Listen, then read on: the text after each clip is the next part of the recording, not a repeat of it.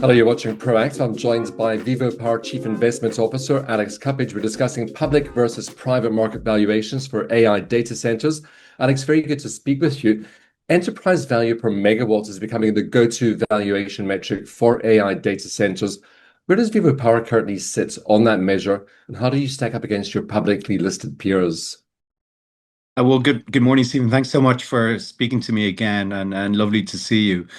Um, it's a really interesting topic. At the moment, what we're looking at is the market is rewarding companies that have access to near-term power that's connected onto the grid.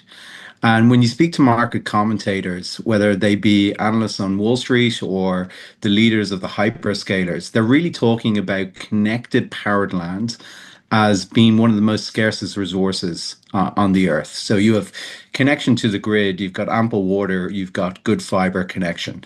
And what the market is doing is rewarding those companies where they can turn those megawatts, that powered land, into actually near-term future cash flows. And Vivo's strategy is directly linked to that. So our goal is to go in and take brownfield lands, permit that land for data center use, energize that land with physical power connections, and deliver cash flows over the next kind of 18 to 36 months. Public market multiples for AI data center operators have expanded dramatically. Do you think the market's fairly pricing the sector right now, or is there still a significant valuation gap to close? I think the public market is about right where it's valuing. When we look at our peers, it's typically valuing near-term powered lands companies at kind of 3 to 8 million a megawatt. We've even seen actually up to 12 million per megawatt where there is a rock solid hyperscaler lease. Um, Time will tell how that evolves. But we certainly think that the math works at kind of 3 to 8 million a megawatt. What separates a premium valued AI data center asset from an average one, Alex? And what's VivoPower doing to make sure it's in that top tier?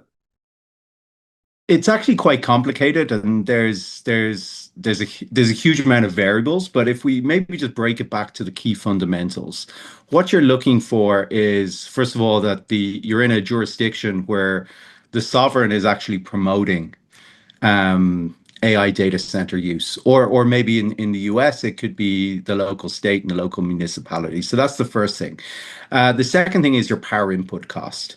So what you want that really as cheap as possible, and then you want to look at the source of that power. Is it renewable? Is it natural gas, etc.? And does it work 24/7?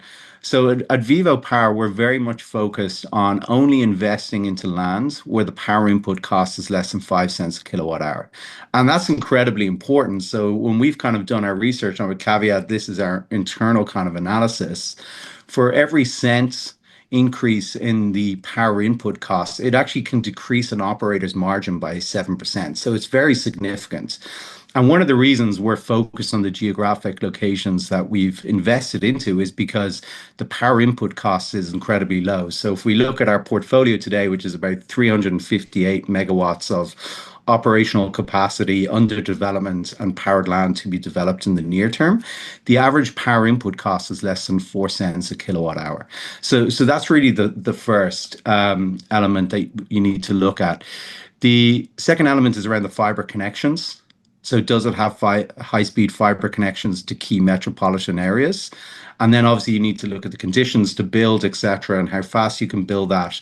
You also need to look at the permitting and the approvals. So one of the reasons that we've so focused on the Nordics is because they are incredibly fast. They're about 3 times faster than a lot of other European countries in terms of actually accelerating the point to where you can develop the data center.